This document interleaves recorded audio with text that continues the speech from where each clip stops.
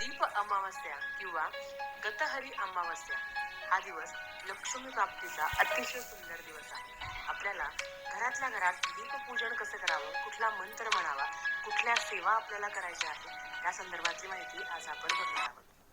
अवधूत चिंतन श्री गुरुदेव दत्त. श्री स्वामी समर्थ. तुम्हा सर्वांचं आपल्या चॅनल मध्ये खूप खूप मनापासून स्वागत. लवकरच आषाढ अमावस्या आहे. ह्या दिवशी आपण दीपपूजन करत असतो.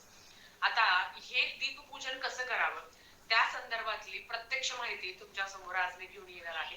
व्हिडिओ सगळा बघा म्हणजे तुम्हाला तुमच्या प्रश्नांची उत्तर मिळतील. दीप अमावस्या किंवा गतहरी अमावस्या नाहीतर आषाढी अमावस्या. सगळ्यात आधी तर दीप अमावस्या हा दिवस लक्ष्मी प्राप्तीचा सगळ्यात सुंदर दिवस आहे बरं का. दुसरं आहे दीप अमावस्येला आईने मुलांसाठी काही उपाय सेवा करायच्या असतात. आणि तिसरं की दीप अमावस्या हा पितरांसाठी सुद्धा तेवढाच महत्वाचा दिवस आहे. थोडक्यात काय, दीप अमावस्या हा एक प्रकारे सणच आहे आपल्या घरात. आता ज्याला आपण गतहरी हे नाव दिलं आहे, पण आता लोकांनी त्या गतहरीचं पाठ गटारी करून टाकलं आणि अगदी सर्रास मांसाहार केलाच जातो. आता बुधवार म्हटलं तर काय विचारायलाच नको. आता यंदा जी काही अमावस्या आहे ती कधी लागणार आहे तर ती 11 तारखेला उत्तर रात्री 1:54 लागणार आहे. म्हणजे 11 तारखेची रात्री 1:54 लागणार आहे, जेणेकरून दुसरा दिवस जो बुधवार आहे, जो संपूर्ण दिवस अमावस्या आहे, रात्री 11च्या दरम्यान संपणार आहे. म्हणून दीपपूजन हे तुम्हाला 12 तारखेलाच करायचं आहे. किंबहुना ज्या काही सेवा उपाय सांगणार आहे हे तुम्हाला सगळं, कारण संपूर्ण 12 तारखेला संपूर्ण दिवस अमावस्या असणार आहे. आता गतहरी याचं नावच आहे गत आणि हरी. गत म्हणजेच काय की आपल्या आयुष्यातील आलेले संकट, दुःख, वेदना, त्रास त्याचं हरण होऊन जाऊ दे. माझ्या आयुष्यात जे काही कष्ट आहे ना त्याचं हरण होऊन जाऊ दे. म्हणूनच या गतहरी इतकं सुंदर नाव याला पडलंय. पण बऱ्याच लोक मग गटारी आहेत, दुसऱ्या दिवशी श्रावण होतं, सर्रास मांसाहार केला जातो. खरं तर बघायला गेलं तर गतहरीच्या दिवशी चुकूनही मांसाहार करू नये, कारण हा लक्ष्मी प्राप्तीचा दिवस आहे. जे काही तुम्हाला कारण सांगितले त्याचा महत्वाचा दिवस मानला गेला आहे.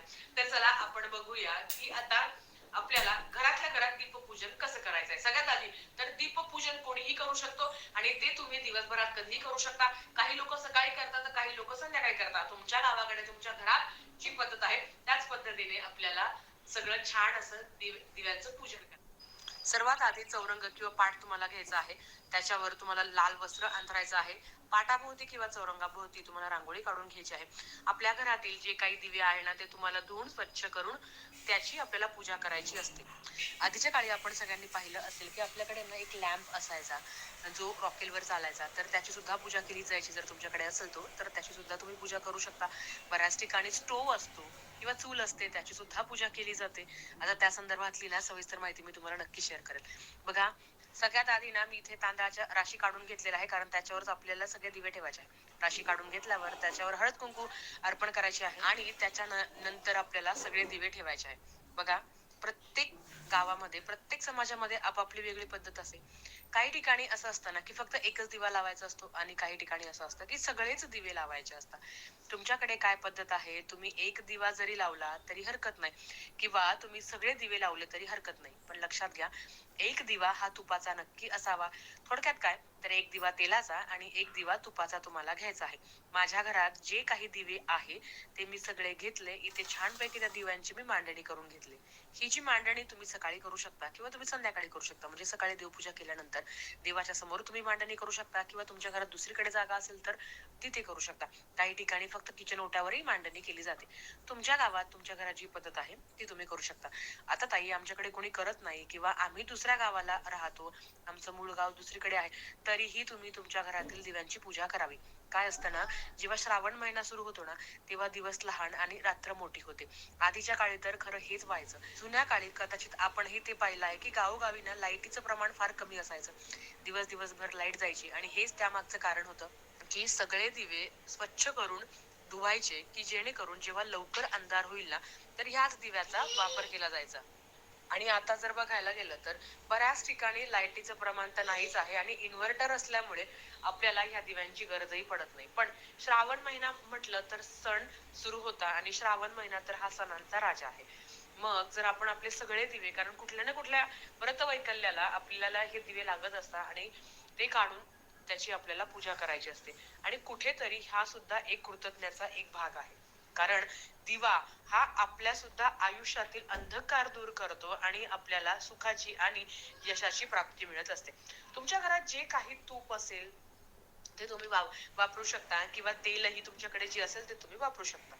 2 वाती मिळून एक वात करायची आहे आपल्याला आणि आपल्याला असे दिवे लावायचे आहे. तुम्हाला आधी सांगते, जर तुम्हाला एक दिवा लावायचा असेल तर तोही करू शकता किंवा तुम्ही सगळे दिवे लावले तरी हरकत नाही. प्रत्येकाकडे ना वेगवेगळी पद्धत आहे. या दिवशी काही घरात पुरणाचा नैवेद्य केला जातो, तर आता आमच्याकडे लाह्या आणि दूध हाच नैवेद्य दाखवला जातो. म्हणजे लाह्या, दूध आणि साखर. आता मला लाह्या तर काही भेटल्या नाही, पण मी दूध साखरेचा नैवेद्य दाखवणार आहे. तुमच्याकडे जी पद्धत आहे ती तुम्ही करू शकता आणि जर तुम्ही नव्याने करणार असेल तर तुम्ही अगदी दूध साखरेचा नैवेद्य दाखवून ते तुम्हाला सगळ्यांना प्रसाद म्हणून खायचा आहे. काही ठिकाणी गव्हाच्या पिठाचे दिवे केले जातात, ज्याला उकड दिली जाते आणि त्यांचं सुद्धा म्हणजे त्याने सुद्धा मुलांचं औक्षण केलं जातं. आणि काही ठिकाणी असं आहे की काही ठिकाणी असं आहे की यातलाच एखादा दिवा घ्यायचा आपण आणि त्याने मुलाचं औक्षण करायचं. त्याची जी योग्य पद्धत आहे ना, त्या संदर्भात मी लवकरच तुमच्यासोबत माहिती घेऊन येईल. तर या पद्धतीने आपल्याला सगळे दिवे प्रज्वलित करून घ्यायचे आहे. नंतर प्रत्येक दिव्यांना हळद कुंकू अक्षता अर्पण करायचे आहे.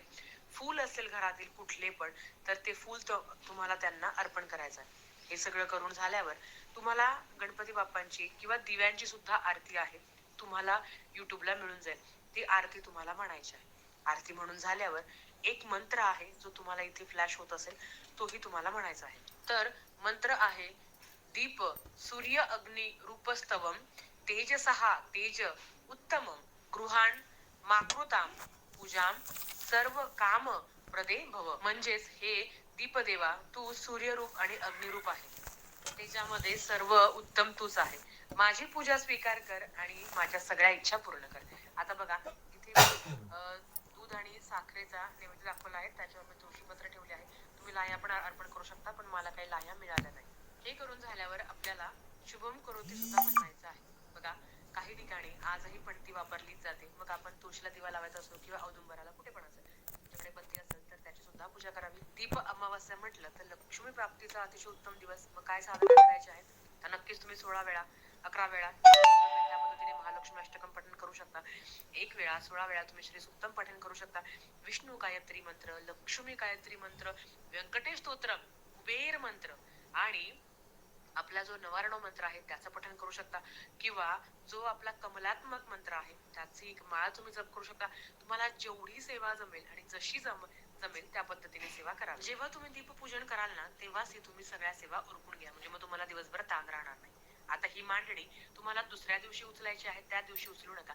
जरी तुम्ही सकाळी सेवा केली तरी सुद्धा त्या दिवशी मांडणी उचलू नका. सगळ्या लोकांनी घरातील या दिव्याचं दर्शन घ्यावं आणि सांगितलेला मंत्र म्हणावा. तर सगळ्यात महत्वाचं ताई, मासिक धर्म असेल तर तुम्ही फक्त दिवे स्वच्छ करून ठेवू शकता. घरात कोणी असेल तर त्यांना सेवा करायला लावा, त्यांना पूजा करायला लावा. आणि जर सुतक पिटाळ असेल तर अर्थात ही पूजा नाही करता येणार, पण तुम्ही दिवे वगैरे स्वच्छ धुवू शकता. पण ज्यांना वाटतं की मला हे सगळं गोष्टी पाळायचं आहे, सुतक पिटाळ वगैरे, मग त्यांनी काय, त्यांचं सुतक संपलं, पिटाळ संपलं तर तुम्ही दिवे धुवू शकता. तर तुम्ही बघितलं, याच पद्धतीने आपल्याला म्हणजे दिव्यांची पूजा करायची आहे. नक्कीच दिव्यांची आरती घ्यावी, जी आरती तुम्हाला येते ती घ्यावी. आता कोणी काय खावं, किती खावं, कसं खावं हा प्रत्येकाचा वैयक्तिक प्रश्न असतो. पण गतहरी अतिशय सुंदर, आणि मला नाही वाटत मी किती सांगितलं तरी ताई आमच्या घरातले ऐकणार नाही, मग आम्हाला करून द्यावंच लागेल, तर तो तुमचा अगेन वैयक्तिक प्रश्न आहे. पण माझं असं म्हणणं आहे की त्या दिवशी तुम्ही तरी ते पाळण्याचा प्रयत्न करा आणि ज्या काही सेवा सांगितल्या आहेत त्या नक्कीच करण्याचा प्रयत्न करा.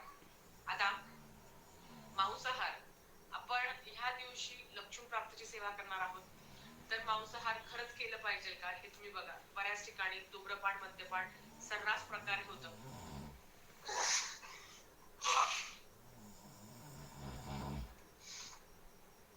बऱ्याच ठिकाणी धूम्रपान, मद्यपान हे सर्रास प्रमाणे होतं. तर मला असं वाटतं की तुम्ही एवढी सुंदर सेवा करत असता किंवा तुम्ही काही उपाय करणार आहात ना, त्याचा फरकही तुम्हाला पडला पाहिजे. बाकी तुमची वैयक्तिक इच्छा. मी परत एकदा त्याच्यामध्ये वेगवेगळी पद्धत आहे. नक्कीच आपण आपापली पद्धत पाळावी. ठीक आहे. तर आजच्यासाठी फक्त इतकं. झालेली सेवा स्वामींच्या चरणी मी रुजू करते आणि आजचा व्हिडिओ इथेच थांबवते. आवडला असेल तर लाईक शेअर सबस्क्राईब करा.